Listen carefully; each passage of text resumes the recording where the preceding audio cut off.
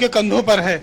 अखिलेश जी, उत्तर प्रदेश बहुत बड़ी ताकत है, क्या मानते हैं इस चुनाव में कैसा रहेगा? उत्तर प्रदेश की जनता ने भारतीय जनता पार्टी की दिल्ली की सरकार बनवाई और प्रदेश को भी 2 बार सरकार चलाने का मौका दिया इस जनता ने।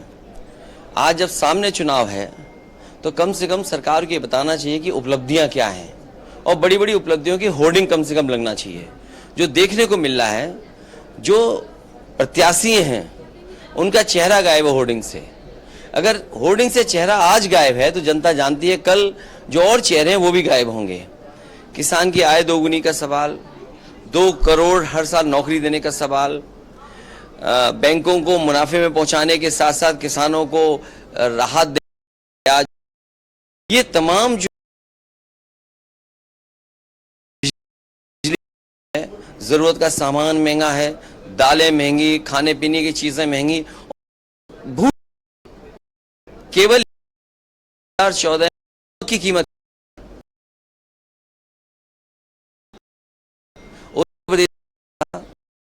बैंड बाजा नगाड़े के साथ तैयार है इनकी विदाई के लिए। आपका पीडीए कितना सक्सेसफुल है?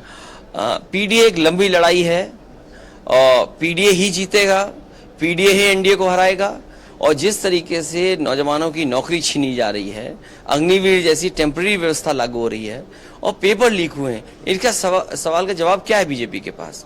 इसीलिए बीजेपी के कार्यकर्ताओं के चेहरे मुरझाए हुए हैं, उनके चेहरे झुक गए हैं कि आखिर किस सवाल को लेकर के जनता में जाएं।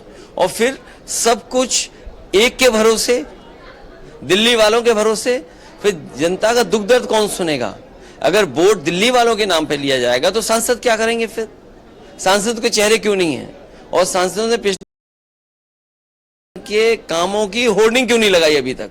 अच्छा, एक सवाल ये आता है कि विपक्ष के लोग डर रहे हैं, प्रचार नहीं कर रहे हैं, विपक्ष के लोगों पर दबाव है, क्या इस तरह कुछ बात आती है? देखिए, ये स्वाभाविक है। बीजेपी का और ये तरीका है कि लोगों को डराएं धमकाएं। इलेक्टोरल बॉन्ड में हम लोगों ने देखा किस तरीके से डरा के धमका के लोगों से चंदा वसूला गया।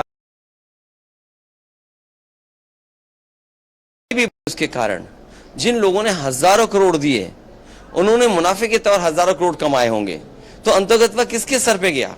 जनता के सर पे गया। तो ये सरकार तो डराएगी धमकाएगी। और इटावा है, मैनपुरी है, कन्नौज है, फरुखाबाद है, एटा है, यहाँ विशेष रूप से लाल कार्ड बनाने की मशीन आएगी, लाल कार्ड बनाने की मशीन आएगी। और हो सकता है, इस पे मुझे उम्मीद है कि इलेक्शन कमीशन जरूर विचार करेगा कि जो वोटर लिस्ट छापी जाएगी तो छपेगी ऐसी कि अधिकारियों पर दूसरी होगी, जो पॉलिटिकल पार्टी है उनको दूसरी दी जाएगी। जब पॉलिटिकल पार्टी के अपने लोग वोट डालने जाएंगे तो पता लगेगा कि आधे वोट गायब हैं। तो मुझे उम्मीद है कि इलेक्शन कमीशन इन बातों को सोचेगा, विचार करेगा कि निष्पक्ष एंड ट्रांसपेरेंट इलेक्शन कैसे हो। और अधिकारियों ने अभी अभी वोट लूटा है, कुछ एक्सपीरियंस्ड अधिकारी जगह जगह बैठाए हुए बीजेपी ने, इसीलिए।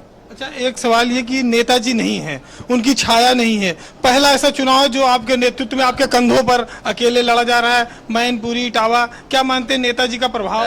देखिए, नेताजी का क्षेत्र और कोई आज से पार्टी से नहीं जुड़े हैं, वर्षों से जुड़े हों। उन्होंने यहाँ पर पार्टी को बढ़ते हुए देखा है। जो 3 लाख का मार्जिन था वो नेताजी का ही सम्मान था। इस बार मैनपुरी के लोग अपना मान सम्मान इससे ऊपर ले जाने वाले हैं।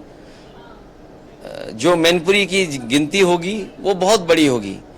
जो प्रत्याशी आए हैं, बड़ा मना के भेजे गए प्रत्याशी का मन नहीं होगा कि वो चुनाव लड़ें, लेकिन फिर भी भेजा गया है। और जब उनसे पूछा गया कि क्या होगा, वो तो कह ही रहे थे कि सपा तो पहले से ही जीत रही है। जो व्यक्ति सपा के डर से यहाँ जनता के बीच में जो माहौल है उसके तहत जब पहले ही स्वीकार कर रहा हो कि सपा जीतेगी, तो वो क्या चुनाव लड़ेंगे? हो सकता है सरकार और मशीनरी का कुछ इस्तेमाल करें, लेकिन जनता उनसे भी पूछेगी कि उन्होंने मंत्री काल में क्या काम किया है। तो ये अखिलेश यादव जी थे जो चुनाव प्रचार में लगे हुए हैं और इस समय वो मैनपुरी के लिए निकल रहे हैं उन्हें उम्मीद है कि जनता उनके साथ है और नेताजी का आशीर्वाद उनके साथ है। समाजवादी पार्टी इस बार उत्तर प्रदेश में कुछ नए चमत्कार करके दिखाएगी। कैमरामैन पंकज निगम के साथ वीरेंद्र सिंह, भारत समाचार, सैफई, इटावा।